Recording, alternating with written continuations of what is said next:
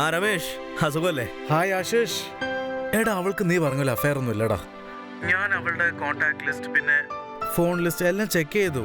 നീ പറഞ്ഞ വിശ്വസിക്കില്ല, അവളുടെ ഫോണിൽ ലോക്ക് പാസ്വേഡ് പോലും ഇല്ലടാ. സത്യമാണോ? പിന്നെ എന്തിനാ ഇങ്ങനെയൊക്കെ ചെയ്യുന്നത്? ആശിഷ്, നമ്മൾ ഓവർ തിങ്കിങ് ചെയ്യാണെന്ന് എനിക്ക് തോന്നുന്നത്. അവളുടെ നേർച്ചയുടെ കാര്യം സത്യമായിരിക്കും. അതുമാത്രല്ല, 1 മാസം കഴിയാൻ ഇനി 1 ദിവസം കൂടി ബാക്കിയുള്ളൂ. അതിനുശേഷം എല്ലാം ഓക്കെ ആകൂടാ. ശരിയടാ, എന്റെ ബോസ് ഒരു ഫയൽ പെട്ടെന്ന് കംപ്ലീറ്റ് ചെയ്യാൻ അയച്ചിട്ടുണ്ട്. അതൊക്കെ തീർത്തിട്ട് ഞാൻ പിന്നെ കോൾ ചെയ്യാം. ഓക്കെ?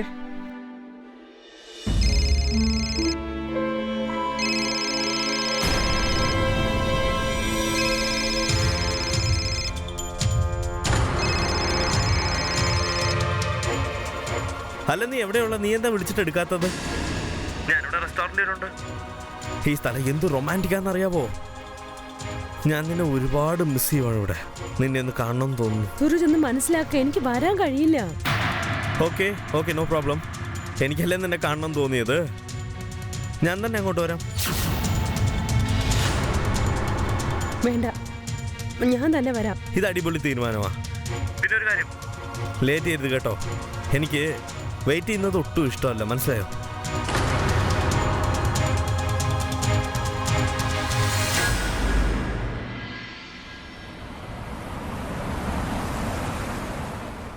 രമേശ്, ഇതെന്താ ഇപ്പോഴും ഉറങ്ങുന്നേ? രമേശ് ഏട്ടാ, രമേശ് ഏട്ടാ.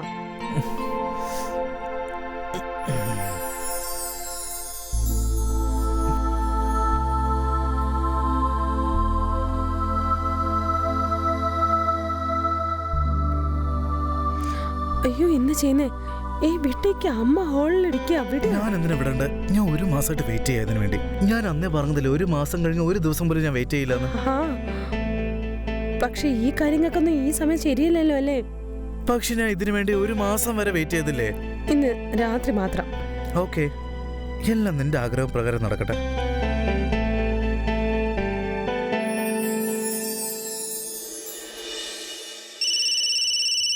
കൽപ്പന എന്തിനാ ഫോൺ ചെയ്യുന്നേ? ആ പറയൂ കൽപ്പന. അമ്മ, ഞാനിപ്പോ ഇനി എന്ത് ചെയ്യും? 1 മാസം കഴിഞ്ഞല്ലോ. പിന്നെ ഞാനിപ്പോ എടുത്ത ശബ്ദമല്ലേ, അതിന്റെ കാലാവധി കഴിഞ്ഞല്ലോ. അല്ല, 1 മാസത്തിൽ തന്നെ അമ്മയ്ക്ക് മോന് നിന്നെ ഇഷ്ടപ്പെട്ടു കഴിഞ്ഞോ? അപ്പൊ നിന്റെ കാര്യങ്ങളൊക്കെ അറിഞ്ഞു കഴിഞ്ഞാൽ കുഴപ്പമൊന്നുമില്ലല്ലോ. ഇല്ല, എനിക്കങ്ങനെ തോന്നുന്നില്ല. അപ്പൊ ഒരു കാര്യം ചെയ്, എന്തെങ്കിലും ഏടാകൂടം പറഞ്ഞ് അവനെ ഒന്ന് ഒഴിവാക്ക്. എന്നാലും നിന്റെ അടുത്തേക്ക് വരാതിരിക്കും. ഇനിയിപ്പൊ ഞാൻ എന്ത് ചെയ്യാനമ്മേ? അദ്ദേഹം എന്റെ ഭർത്താവാണ്. അദ്ദേഹത്തിന് എന്നിൽ അധികാരമുണ്ട്. ഞാൻ എത്ര നാളായി ഈ കളത്തിനെ ഒളിപ്പിച്ചു വെക്കുക. നീ എങ്ങനെയെങ്കിലും ഒന്ന് അഡ്ജസ്റ്റ് ചെയ്യുമോളെ. അതിനുള്ളിൽ രമേശിനും അവന്റെ അമ്മയ്ക്കും നിന്നോട് നല്ല സ്നേഹം ഉണ്ടാവും.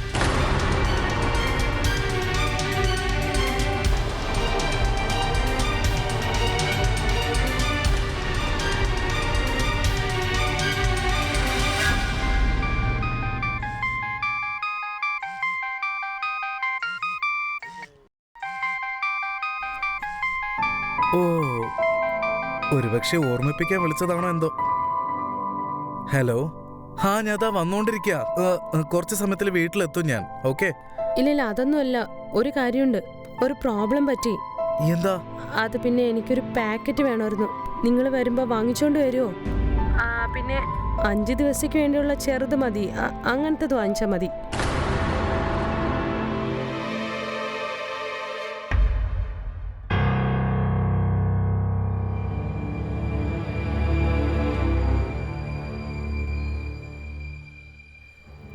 അതെ, വന്നല്ലോ. പാക്കറ്റ് വാങ്ങിയോ? ശരി, ഇരിക്കേ.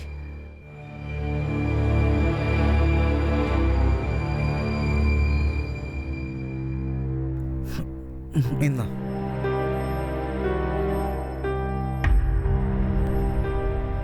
ഇത് കീറിയതല്ലേ? ഇതിന്റെ പകുതിയിൽ എന്തായാലും നീ യൂസ് ചെയ്യുള്ളൂ. അപ്പൊ ഓപ്പണായ എന്താ, ഇല്ലെങ്കിൽ എന്താ, ഇത് ഉപയോഗിച്ചാൽ മതി. എന്ത് പറ്റി നിങ്ങൾക്ക്? ഒന്നുമില്ല, ഞാൻ അൺലക്കി തന്നെയാ. എന്തിനാ ഇങ്ങനെ വിഷമിക്കുന്നേ? എന്തായാലും 4-5 ദിവസത്തെ കാര്യമല്ലേ, അത് കഴിഞ്ഞിട്ട് എന്തായാലും നടക്കുമല്ലോ. പിന്നെ ഇത് നാച്ചുറൽ അല്ല, അതിന് പിന്നെ എന്ത് ചെയ്യാനാ പറ.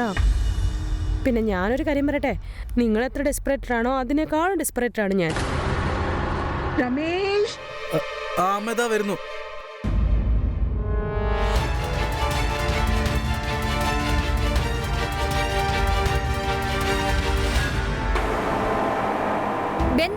അത്ര തന്നെ വിശ്വാസമാണ്. പക്ഷെ ആ വിശ്വാസത്തെ തന്നെ പരീക്ഷിക്കാനായി തീരുമാനിച്ചു കഴിഞ്ഞാൽ തകരുന്നത് വിശ്വാസമല്ല, അവരുടെ ബന്ധം തന്നെയായിരിക്കും. വിശ്വാസമില്ലാത്ത ഒരു ബന്ധവും നിലനിൽക്കുകയില്ല. നമസ്കാരം, ഞാൻ നിങ്ങളുടെ സുധാചന്ദ്രൻ. നിങ്ങൾ കണ്ടുകൊണ്ടിരിക്കുന്നത് ക്രൈം അലർട്ട്. രമേശ് വളരെ സന്തോഷത്തോടെ ഒരു ജീവിതം തുടങ്ങണമെന്ന് ആഗ്രഹിച്ചു. പക്ഷെ ഇപ്പോ അവന്റെ കല്യാണ ജീവിതം വളരെ പരിതാപകരമാണ്. കൽപ്പനയ്ക്ക് ഇക്കാര്യമൊക്കെ വളരെ നന്നായിട്ട് അറിയാം. ഇതിന്റെ ദൂഷ്യഫലങ്ങളും നന്നായിട്ട് അറിയാം. അതുമാത്രമല്ല, അവൾ വളരെ ഭയന്നിട്ടുമുണ്ട്. എല്ലാം അറിഞ്ഞിരുന്നിട്ട് പോലും കൽപ്പന തന്റെ ഹസ്ബൻഡിനെ, അതായത് രമേശിനെ മനസ്സിലാക്കാൻ ശ്രമിക്കുന്നില്ല. ഈ റിലേഷൻഷിപ്പിൽ അവൾക്ക് സന്തോഷമില്ലെങ്കിൽ പിന്നെന്തിനാണ് അവൾ കല്യാണത്തിന് സമ്മതിച്ചത്? ഇതെല്ലാം കാണുമ്പോൾ രമേശിന്റെ മനസ്സിൽ 100,000 ചോദ്യങ്ങളുണ്ടാകും. കാരണം രമേശ് കൽപ്പനയെ സംശയിക്കാൻ തുടങ്ങിയിരിക്കുന്നു. മാത്രമല്ല, അവളെ ഫോളോ ചെയ്യാനും തുടങ്ങിയിരിക്കുന്നു. രമേശ് എല്ലാ കാര്യങ്ങളും മനസ്സിലാക്കിയാൽ അവന്റെ മാനസിക നില എങ്ങനെയായിരിക്കും?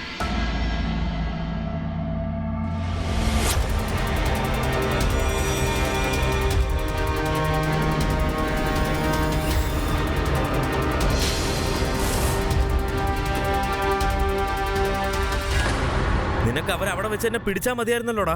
നീ എന്തുകൊണ്ട് അവരോടൊന്നും ചോദിക്കാതെ? എടാ, നീ എന്തൊക്കെയാ പറയുന്നത്? ഞാനെല്ലാം വ്യക്തമായി കണ്ട് മനസ്സിലാക്കിയതല്ലേ. ഇപ്പൊ നിനക്ക് നന്നായിട്ട് മനസ്സിലായില്ലടാ നിന്റെ വൈഫ് അഭിനയിച്ചോണ്ടിരിക്കുവന്ന്. തീർച്ചയായിട്ടും അവക്ക് അഫയർ ഉണ്ടടാ. എടാ, എനിക്ക് പ്രോബ്ലം എന്താണെന്ന് മനസ്സിലായല്ലോ. നീ എനിക്കൊരു സൊല്യൂഷൻ പറ. ഇതിനാകെ ഒരു സൊല്യൂഷനേ ഉള്ളൂ. നീ നേരിട്ട് പോയി അവളുടെ അടുത്ത് ഇതിനെക്കുറിച്ച് സംസാരിക്കുന്നത്.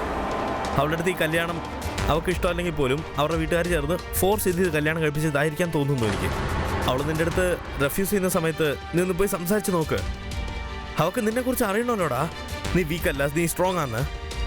നിനക്കറിയാമല്ലോ ഇതെങ്ങനെ ഹാൻഡിൽ ചെയ്യണ്ടെന്നുള്ള കാര്യം.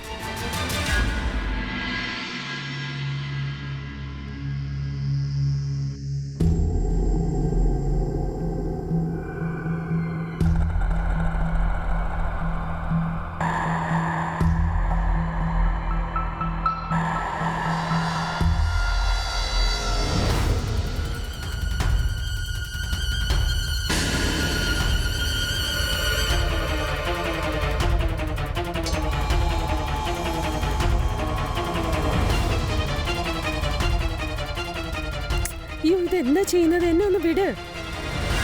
നിങ്ങൾക്കറിയാലോ എനിക്ക് ഒട്ടും വയ്യ എന്നുള്ള കാര്യം. ഞാൻ നിന്റെ റെസ്റ്റ്ലെസ്നെസ് ഒക്കെ മാറ്റി തരാന്നേ. അത് പിന്നെ നോക്ക്, ഇപ്പോഴും എന്റെ അസുഖം മാറിയിട്ടൊന്നുമില്ല. ഇനി എത്ര ദിവസം ഇങ്ങനെ അഭിനയിക്കാൻ നിന്റെ പ്ലാൻ? നാടകോ? എനിക്ക് വയ്യാത്ത നിങ്ങൾ നാടകമായിട്ട് തോന്നേ? പിന്നെ എന്നെ കണ്ട വിട്ടിയാണെന്ന് നിനക്ക് തോന്നുന്നുണ്ടോ?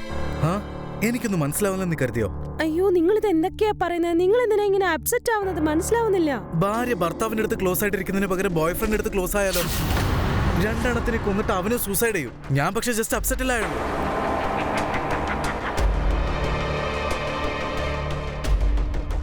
നോക്ക്, നിങ്ങൾ എന്താണ് വിചാരിക്കുന്നത്? അങ്ങനെയൊന്നും അല്ല.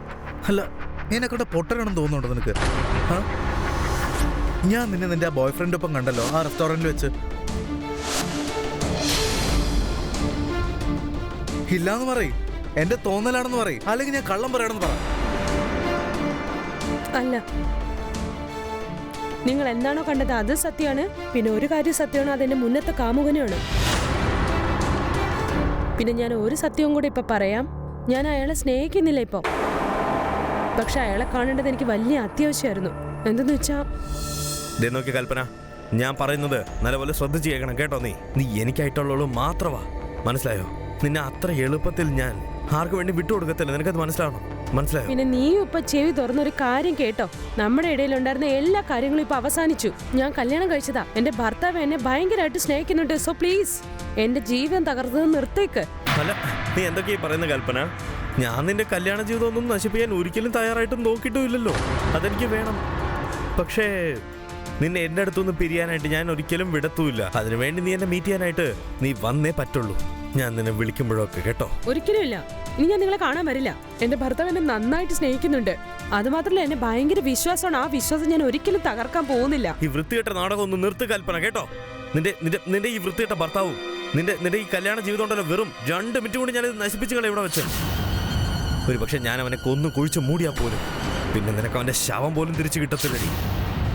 മനസ്സിലായോ? ഇല്ല സൂരജ്, പ്ലീസ്. പ്ലീസ് ഒന്നും ചെയ്യല്ലേ. ഞാൻ നിന്റെ മുഖത്ത് കൈ തൊഴാം. നീ എപ്പോഴാണോ പറഞ്ഞ എവിടെ വെച്ചാണോ കാണുന്നത് ഞാൻ വന്ന് കാണാം. പ്ലീസ് പ്ലീസ് അദ്ദേഹത്തെ ഒന്നും ചെയ്യല്ലേ. ഓക്കെ, ഇത് നിന്റെ അടുത്ത് വെച്ചോ. ഇത് പിടിക്കേ. ഇന്ന് ഞാൻ ഇതിലോട്ട് നിന്നെ പേഴ്സണലായിട്ട് വിളിക്കാം. ഇനി ഞാൻ വിളിക്കുമ്പോഴൊക്കെ ഈ നമ്പർ അറ്റൻഡ് ചെയ്ത് അങ്ങോട്ട് വന്നേക്കണം. വല്ല നാടകം ഇടാനാ തീരുമാനം എന്ന് വെച്ചാൽ കേട്ടോ. നിന്റെ ഈ കള്ളക്കഥകളൊക്കെ ഞാൻ വിശ്വസിക്കുന്ന നിനക്ക് തോന്നുന്നുണ്ടോ? നിന്നിൽ എനിക്കുണ്ടായ വിശ്വാസം ഒക്കെ നഷ്ടപ്പെട്ടു. നിനക്ക് പ്രധാനം ഞാനല്ലാതെ അവനാ. എനിക്ക് നിന്നെ വിശ്വസിക്കാൻ പറ്റില്ല. ഇതെടുത്തോ, എന്ത് വേണോ നിങ്ങൾക്ക് ചെയ്യാം. ഞാൻ മരിച്ചാലും ജീവിച്ചാലും അതൊന്നും നിങ്ങൾക്ക് പ്രശ്നമില്ലല്ലോ. അതിനെപ്പറ്റി നിങ്ങൾ ആലോചിക്കണ്ട. നിങ്ങൾക്ക് വേണമെന്നുള്ളത് ചെയ്തോ. കൽപ്പനയുടെ അമ്മ, ഈ വീട്ടിലേക്ക് അവൾ മരുമകളായി വന്നതിന് ശേഷം ഞാൻ അവളെ സ്വന്തം മോളായിട്ടാ കാണുന്നത്. അറിയാൻ ചേച്ചി, ചേച്ചിയെ പറ്റി മോനെ പറ്റി എപ്പോഴും നല്ലതേ പറയാനുള്ളൂ. നിങ്ങൾ അവളെ നന്നായിട്ടാ സ്നേഹിക്കുന്നേന്ന്. ചേച്ചി, എനിക്കൊരു കാര്യം പറയാനുണ്ടായിരുന്നു.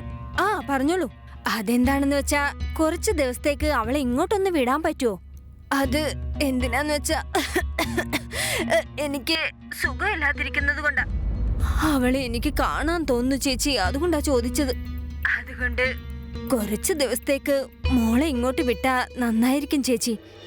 തീർച്ചയായും ഞാൻ ഇന്ന് തന്നെ രമേശിനോട് പറഞ്ഞിട്ട് കൽപ്പനയെ നിങ്ങളുടെ വീട്ടിലേക്ക് വണ്ടിയില് പറഞ്ഞയക്കാൻ നോക്കാം കേട്ടോ. അയ്യോ വേണ്ട ചേച്ചി, ചേച്ചി ഞാൻ പറഞ്ഞതിന് സമ്മതിച്ചല്ലോ, അത് തന്നെ ധാരാളം. ഞാൻ തന്നെ അങ്ങോട്ട് കാറ് പറഞ്ഞു വിടാം അവളെ കൊണ്ടുവരാൻ. ശരി, നിങ്ങളുടെ ഇഷ്ടം പോലെ ആയിക്കോട്ടെ.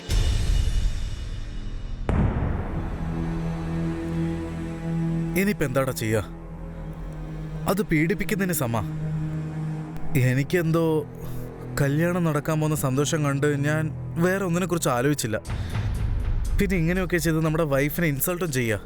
ഈ കാര്യത്തെ സംബന്ധിച്ച് വൈഫിൻ്റെ അടുത്ത് സോറി പറയുന്നത് മാത്രമല്ല, ആ എക്സ് ലവറിൻ്റെ അടുത്ത് നിന്ന് അവളെ രക്ഷിച്ചേ പറ്റൂ.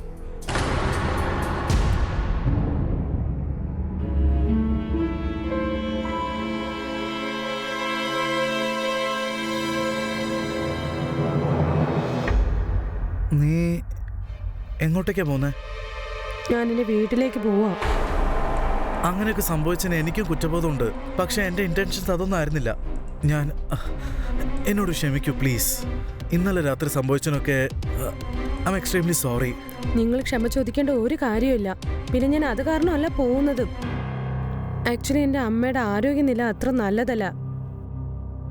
പിന്നെ ഞാൻ അമ്മയുടെ അടുത്ത് സംസാരിച്ചായിരുന്നു. അമ്മ കാറും അയക്കാന്ന് പറഞ്ഞിട്ടുണ്ട്. പോണം നിനക്ക് അത്ര നിർബന്ധമാണോ? അത്യാവശ്യമായിരുന്നു. പക്ഷെ നിങ്ങൾ പറയുകയാണെങ്കിൽ ഞാൻ പോകത്തില്ല. വേണ്ട, അമ്മയ്ക്ക് സുഖമില്ലെന്ന് പറഞ്ഞ് വിളി വന്നതല്ലേ, നീ തീർച്ചയായിട്ടും പോണം. ഓക്കെ.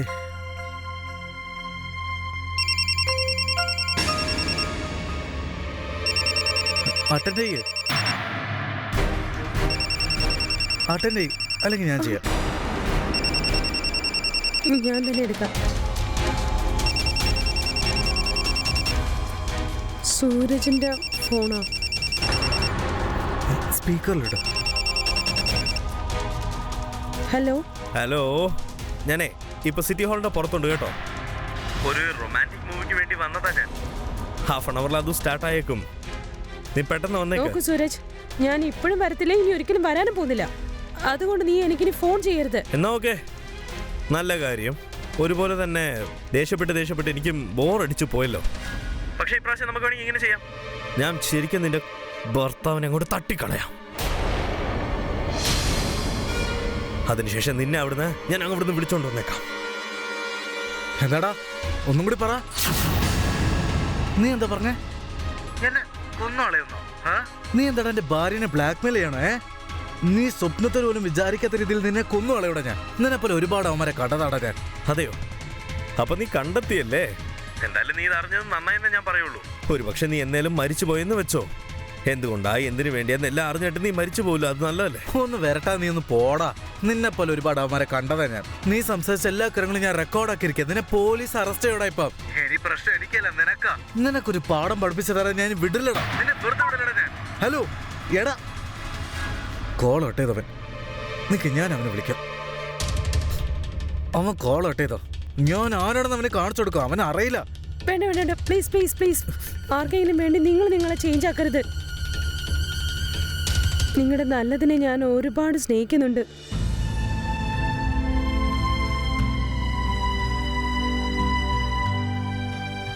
എനിക്കും നിന്നെ ഒരുപാട് ഇഷ്ടമാണ്. പ്രകടിപ്പിക്കാൻ പറ്റുന്നില്ലെന്ന് മാത്രം. നിങ്ങളത് കാണിക്കാൻ വേണ്ടി ഒന്നും ചെയ്യണമെന്നില്ല. നിങ്ങളുടെ കണ്ണുകളിൽ തന്നെ സ്നേഹമുണ്ട്.